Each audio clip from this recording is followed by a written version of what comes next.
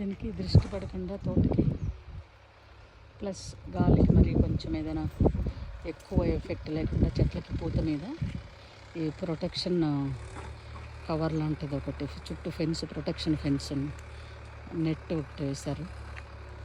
చాలా సేఫ్ అయింది అనిపిస్తుంది దీనివల్ల.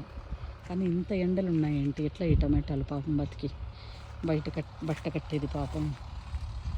చూడు ఇంత ఎండలకి నిన్ని కాయలు ఉంటే ఇది ఒకటి ఇక్కడ కుళ్ళిపోయింది. చూడు